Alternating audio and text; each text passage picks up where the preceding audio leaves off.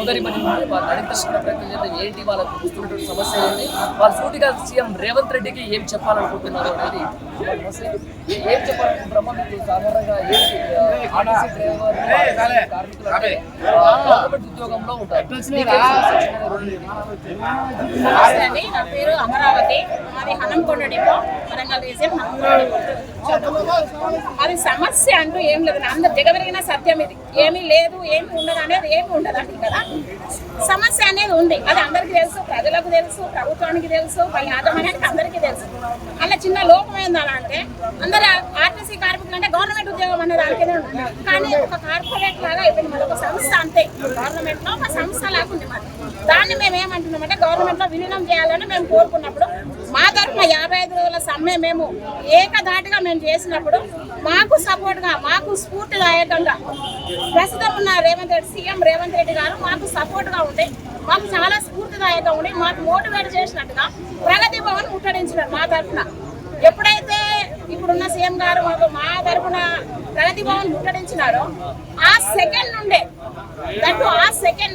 కేసీఆర్ గారు ప్రభుత్వం ఉన్నా కూడా ఎప్పుడైతే సీఎం రేవంత్ రెడ్డి గారు అప్పుడు ప్రగతి భవన్ ముట్టడించారో దట్ ఆ సెకండ్ నుండే మా ఆర్టీసీ కార్మికులు, మా కుటుంబాలన్నీ కూడా తనకి సపోర్ట్ చేయడం మొదలుపెట్టినాం. ఈ ప్రభుత్వం మాకొద్దు, ఈ రేవంత్ రెడ్డి గారి తరఫున ఏ ప్రభుత్వం వచ్చినా కూడా మాకు ఓకే అన్నట్టుగా సపోర్ట్ చేస్తాం. మేము సీఎంగా గెలిపించుకోవడం జరిగింది. గెలిపించుకున్న తర్వాత మేము 3 నెలల్లో చేస్తాము, 6 నెలల్లో చేస్తాము, మరి కొత్త ప్రభుత్వము నిధులు సమీకరించుకోవాలనేసి కొంత ఆలస్యమైంది. అప్పుడు మేము కూడా ఆలోచించినాం ఏంటంటే కొత్త ప్రభుత్వం ఓకే, కొత్త ప్రభుత్వం నిధులు సమకూర్చుకోవాలి. మనకు కొంత ఎంత లేదన్నా కొంత అవసరం ఉంటుంది అమౌంట్. అంత అమౌంట్ సమకూర్చాలంటే నిజంగానే కావచ్చు, ప్రభుత్వం మన ఒక్క సంస్థ కాదు కదా, ఎన్నో సంస్థలు ఉంటాయి, అన్నిటికీ సమకూర్చాలి కదా అనే ఉద్దేశంతోనే మేము కూడా ఓపిక పట్టినాం. 6 నెలల ముందు సంవత్సరం కాగానే ఇప్పుడిప్పుడే పుంజుకుంటున్నాము. త్వరలో ఏమనంటే త్వరలో మా అధికారులు పోయి అడిగిన అదే మాట, మా కార్మికుల సోదరులు పోయి అడిగిన అదే మాట, ఎంపీ గారిని అడిగిన అదే మాట, మంత్రి గారిని అడిగిన అదే మాట, సీఎం రేవంత్ రెడ్డి గారిని అడిగిన అదే మాట. ఎన్నిసార్లు అని కాదు, ఎన్ని వేల సార్లు తాగినారు, కడమ తట్టినారు అని అడగండి. అదైతే బాగుంటుందేమో మా ఆర్టీసీ వాళ్ళకి. ఎందుకనంటే అసలు తిరగని రోజు లేదు, తిరగని కార్మికులు లేడు, తిరగని ఒక కార్మిక సోదరి కానీ లెటర్ రూపంగా పెట్టినాము. తర్వాత సచివాలయం సందర్శించినాము, పొన్నం ప్రభాకర్ గారు చదువుతాము. లాస్ట్ ఏగలక డిస్ట్రిక్ట్లలో కలెక్టర్ ఆఫీస్ కూడా తట్టినామండి మేము మా సమస్యల కోసం. మా సమస్య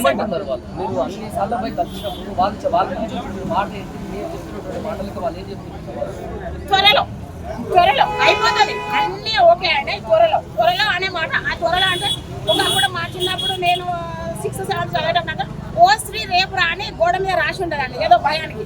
ఆ ఓశ్రీ రేపు లేక త్వరలో అయిపోయిందండి మా ఆర్టీసీ సంస్థ. అంటే మాకు అనుకుంటున్నాము, విశ్వాసం అవుతుంది మా సీఎం రేవంత్ రెడ్డి గారు కన్న తండ్రి ఎంతసేపు కోపం మీద ఉంటాడు బిడ్డల మీద, తండ్రి లాగానే వ్యవహరిస్తున్నారు. కాకపోతే కోపం కొంచెం తగ్గించుకొని మమ్మల్ని ఆదరిస్తే బాగుంటుంది అనే ఉద్దేశంతో మేము అనుకుంటున్నామంటే ఆదరిస్తాడనే నమ్మకంతో, విశ్వాసంతోనే మేము ఈ రోజు ఇక్కడ ఇందిరా పార్క్ దగ్గర గ్యాదర్ కావడం.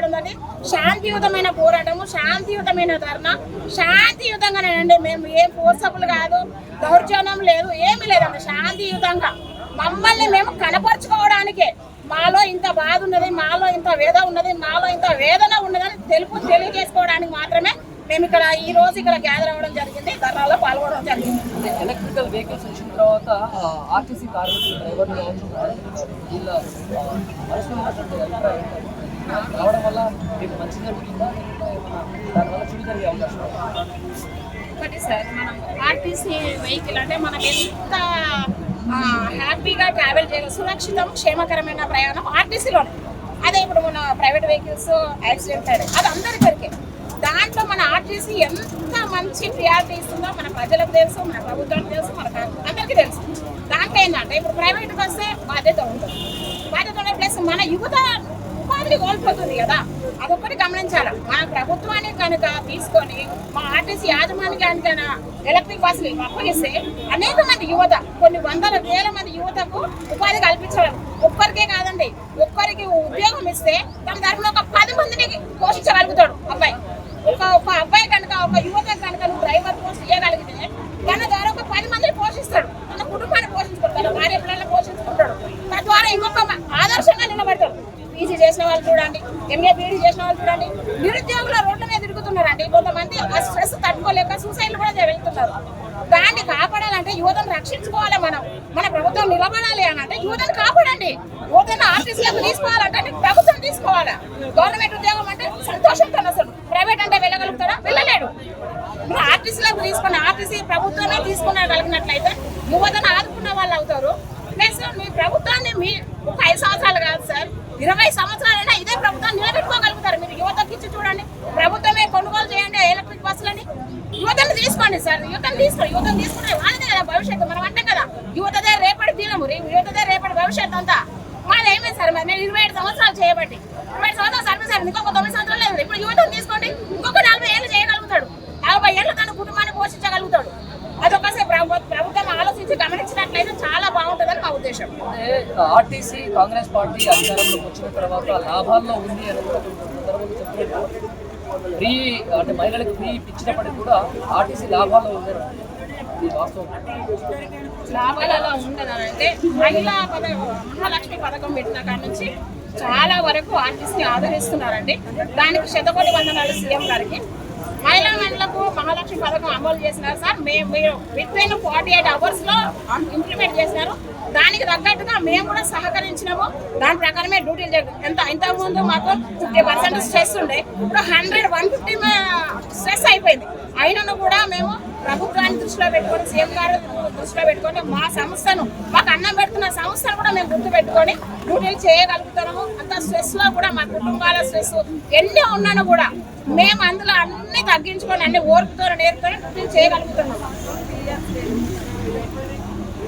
చేయగలుగుతున్నామని అంటే నిజంగా మాకు మేము మోటివేషన్ చేసుకుంటున్నాం. కానీ మా మోటివేషన్ కూడా ఇప్పుడు ఓపిక కూడా ఒక హద్దు ఉంటుంది సార్. ఎంతగానో చేయగలుగుతాం. ఇంకొక అవకాశం ఇవ్వండి మాకు, మమ్మల్ని ప్రభుత్వంలో విలీనం చేయండి సార్. ఇంకా కొంచెం ఎక్కువ కష్టపడతాం.